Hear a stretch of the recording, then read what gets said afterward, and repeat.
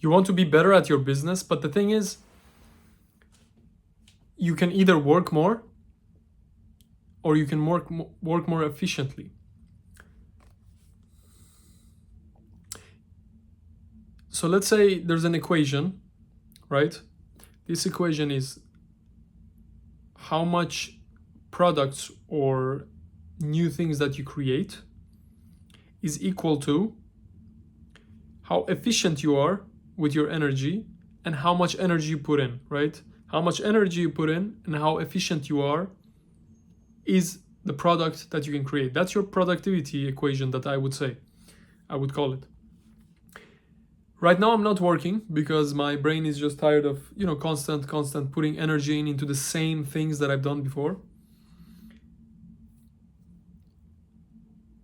This is definitely reducing my productivity in terms of the result, because I'm putting my time into learning statistics by Brilliant and just how to find the truth.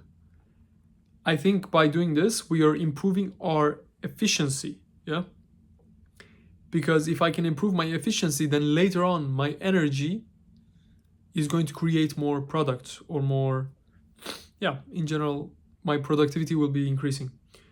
So this is the way I think about total efficiency. If you want to do something big, usually your energy is always going to be 40 hours, 80 hours per week. So this is something we could scale. I think most people are working around 40 hours a week. So if we're really gonna, let's say, go crazy, we can increase our 40 hours to 80, which is double the efficiency of every other person. Now, where I think is the biggest leverage is actually on your efficiency. So I think if we just give a random number like 50% efficiency to every person, let's say there's a normal farmer and there's a guy working at a factory, The normal farmer puts in 40 hours of work and gets 5 potatoes. Now there's a guy who came up with the idea to improve his efficiency. He's going to also put in 40 hours of work, but because of the systems, the tools he created, the efficiencies he created, he's going to create 50 potatoes, which means it's much more reasonable if you want to create something big to actually improve your efficiency. And I think efficiency doesn't come from out of the blue. You don't just ask, oh, how do I create more potatoes? And you have the answer right away. It actually goes back to something that Elon Musk said, which is going deep in the knowledge, understanding the fundamentals of science and scientific thinking. And many of the greatest thinkers of our history have actually not been only mathematicians or only astronomers or only doctors. Many of them, like Ibn Sina, which is Avicenna, they were polymaths, right? Because I think there's a fundamental thing about knowledge and in general just understanding reality is that all sciences are connected. And the more you go deeper into each science, you have more answers for the other one, right? We are not creators, really. We are imitators. Everything we see around us, we observe and we imitate those rules of nature onto other technologies, and it creates something. We don't create the knowledge. We are observing and using the knowledge. So it makes sense to go super deep, and now I'm going super deep into statistics and Bayes' theorem, and it's breaking my mind, There was an example of if you have 4 coins and one might be fake, you don't know. So all 4 coins can be real, one can be fake, and that one can be the first coin, second coin, third coin, or fourth coin. So you would think that, how do you find out which coin is fake? Well, what you can do is you can have a real coin and then test it against each one. But then there was a guy who have no idea. I'm so jealous of this guy.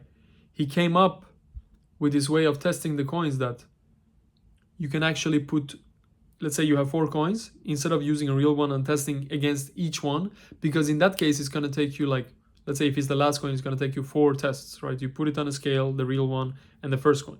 If it's the same, like it's on a scale, you put the second one, you put the third one, you put the fourth one. So there's 4 questions or 4 tests you need to do to find out the truth. Now, another way is the same 4 coins without the real coin. You put them, 2 of them on the right side of the scale and 2 of them on the left side. Here's the thing. 1 coin can be fake. If everything is balanced, then you know all of them are real. So that's already one possibility that you 100% know by testing these 2 things, yeah?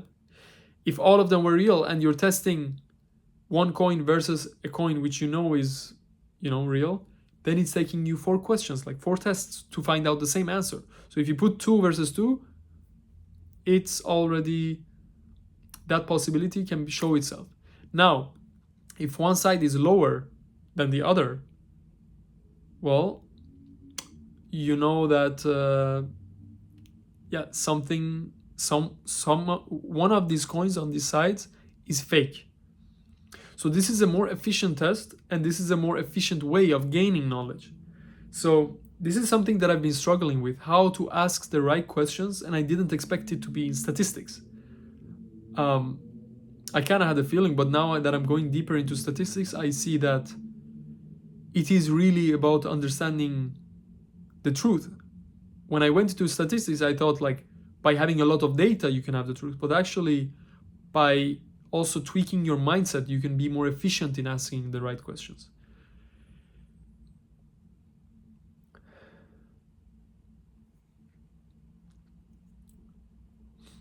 So in general, if you want to be more productive, increasing your efficiency by going super deep into some scientific topics and scientific thinking, as Sam Altman did. For 1 year, he just quit work and went into the things that he was interested about, which probably in his brain were connected to learning topics. That's what I'm doing right now. I could be doing, the most simple, I could be driving a taxi, making some money, which is in the results space, I would be higher productive because right now I'm not making any money, but I am improving my efficiency. And here's another thing. If your whole life is dedicated to improving your efficiency and you never actually use it, then 0 work times 100% efficiency is still 0. So that's why some academics, you can be studying all the time and doing tests, but if you never use it, you're actually 0 productive. And yeah, so there's this equation. I think it makes sense, and we gotta really improve our efficiency, but also put in the work and create some great things in life. So good luck.